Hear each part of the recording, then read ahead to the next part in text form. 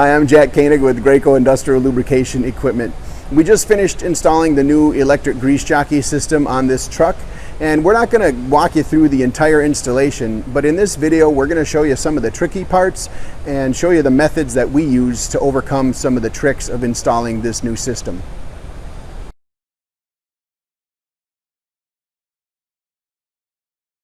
One of the trickiest parts of this whole installation is the front left, because it has the drag link. You'll have those on the front right sometimes too, but normally it's just the front left.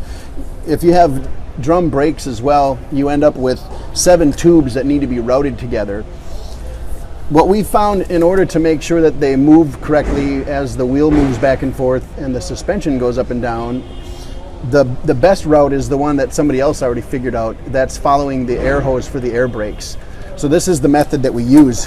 We have our manifold back here, and then the tubes that we need to bring in, we bring together here, and we just follow this curve.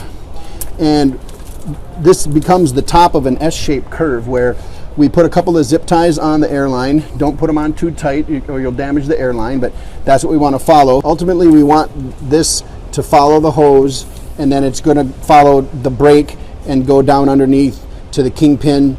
At some point, the drag link's going to drop off. That kind of varies vehicle to vehicle. Sometimes we just come straight off here, but there always needs to be enough curve there so that the drag link can move and the plastic lines don't rub against any of the metal parts while it's driving. We're going to cut away now and install this, and we'll show you the finished product when we're done. This is the finished product. We've got our figure 8 zip ties connecting to the air hose coming over the top, and then we use some of the bigger zip ties in a few places to fasten the tubing and keep it from interfering with anything. We've also fired up the engine and turned the steering back and forth just to check for interferences, and everything looked good. So once that is completed and there's no interference, the job is done.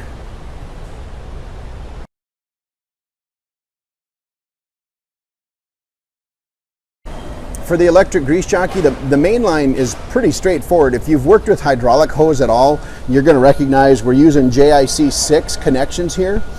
And we just follow the existing loom. You want to look for what side has the existing loom of hoses and wires. And then we just piggyback those and zip tie to them and follow the route of the existing. And here you can see the rear end, where we're just terminating in an elbow, and this is the bulkhead fitting with the manifold on the other side for the injectors.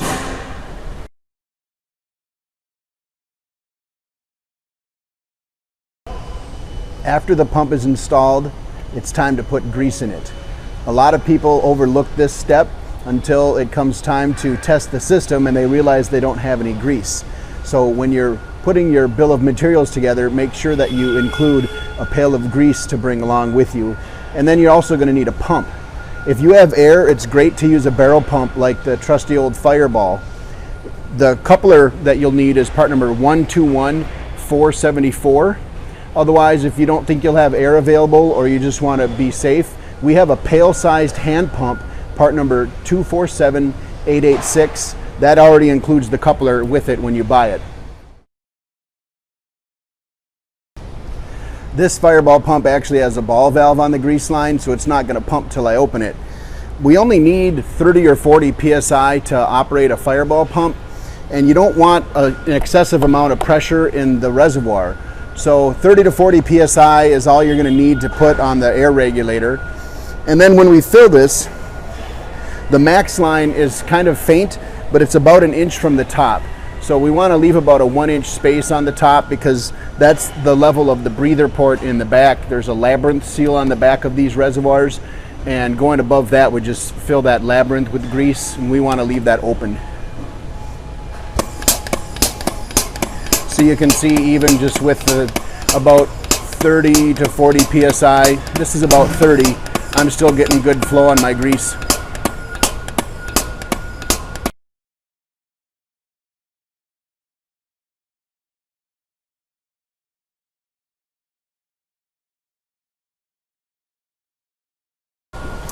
This is actually for a demo unit, and it doesn't need to be totally full, so I'm going to stop it early. The pump was actually running at about 25 to 30 psi, and you could see even with that it would only take about 5 minutes to fill this thing. I'm just trying to make the point that you don't need to hit this with full air. I didn't have shop air in this part of the factory, so I used a small air compressor, a little portable one. And even just with that little bit of air, I still got a pretty good flow of grease into my reservoir. So just don't overpressurize the reservoir, and make sure you're watching so that you cut off the grease flow before you overfill the reservoir, because even though these things are pretty tough, if you pressurize it from the inside, you can definitely pop the reservoir off, and then it's going to be hard to get back on again.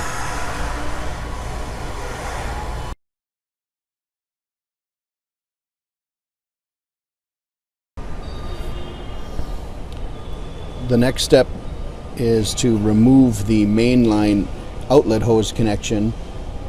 On this installation, we moved the outlet fitting to the back and just plugged the side port or front port, whichever you want to consider this. I guess that's the right side. So now we're just going to press manual run, and it should only take a moment to get some grease out of this.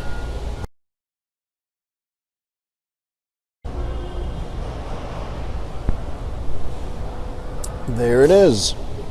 Now we can hit cancel to stop the pump from running more.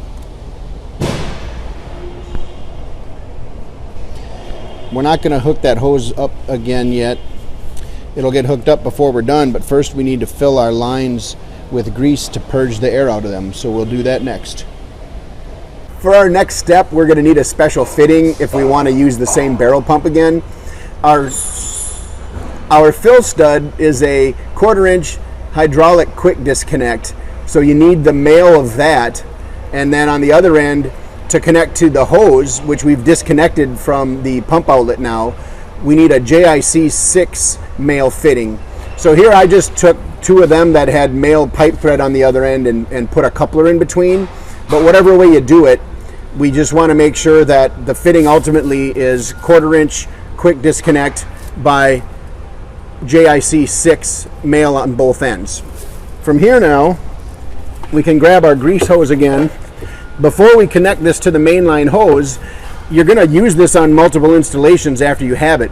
So if you have grease from your last installation and it's not the same grease you're using this time, you want to flush that out and get it into the trash can, not into your main lines. Because if the greases are incompatible and you put it in your main line, big problems, and you're going to be back out at that site real soon with an unhappy customer. So we're just going to blast a little grease through this.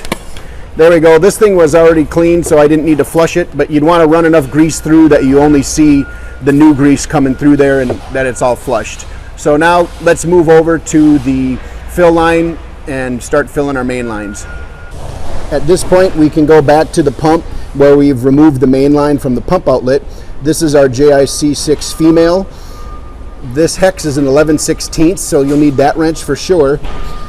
On my fitting setup, this is a 3/4 inch. If you don't use, on my fitting setup, this is a 3/4 inch hex.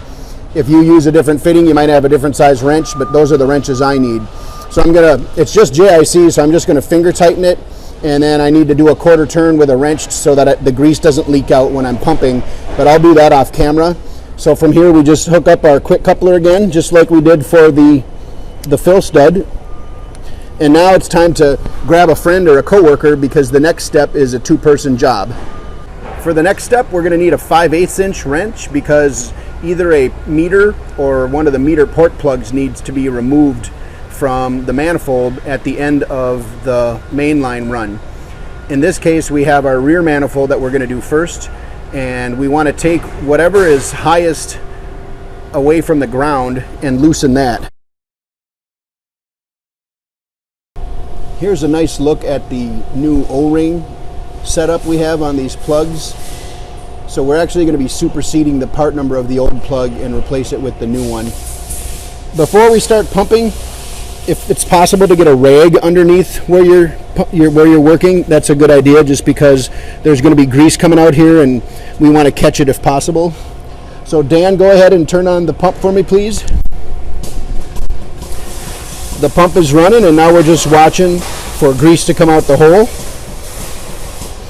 If you try doing this with the Electric Grease Jockey pump, it could take up to an hour for you to purge the lines. That's why it's better to use a higher flow pump like the one that you filled the... Okay, good. All right, that's what happens when you get distracted and don't say stop quick enough.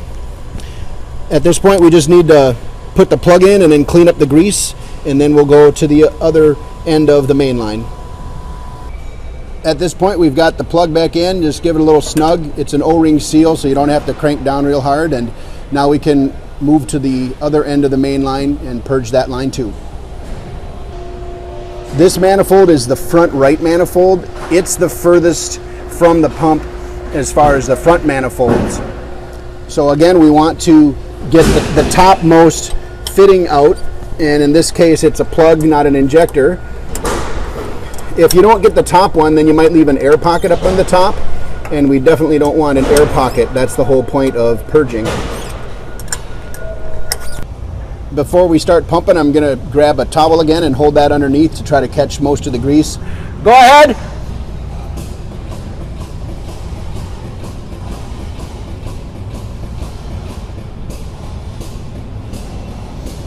This one's going to take a little longer because our mainline run is about 2 or 3 times as long as that other one.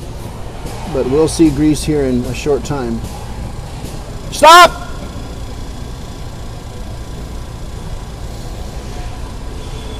And there we go. Our system is purged. We can put the plug back in and wipe off this extra grease. And we're ready to test the system to make sure it builds pressure. The main line is completely purged now, so we just need to reconnect it to the pump again. We're just going to pop off the quick coupler, grab a rag and wipe this thing down, and then also take our wrenches to remove this. Now that this is tight again, the only reason we might loosen it is if we want to tee in a pressure gauge. That can be a best practice during system commission because a pressure gauge can confirm that the pump is working and your vent valve is functioning. The relief valve is set for around 2,000 psi, but you might only see 17, 1800. That's fine. That's enough to fire the injectors and make the system work. So a pressure gauge can help you just confirm that everything's right and that the pump is all set to go. But as far as we're concerned, we are done purging the main line at this point.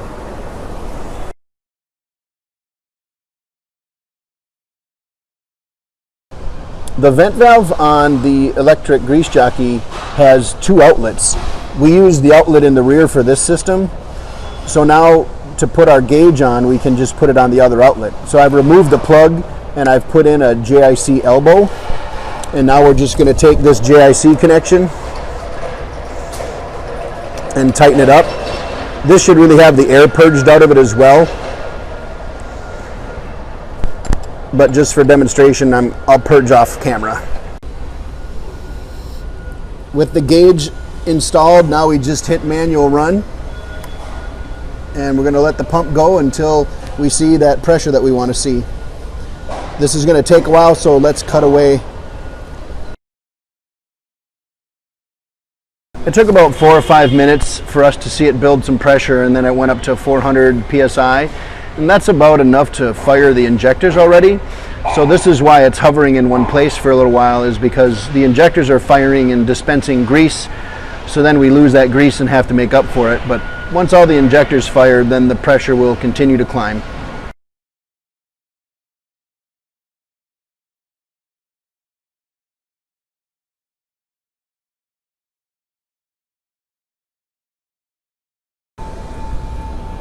And there you have it. The first cycle of our Electric Grease Jockey system is complete. Once the pump stopped pumping, it cut power to the normally open vent valve. So the normal state is an open vent, and that's what we have now. Whenever this thing has no power, there's not going to be any pressure in the line because the vent opens whenever there's no power, and we did that on purpose for safety. So now it's going to sit here and count down its off time, and next time the off time expires, it'll do it all over again.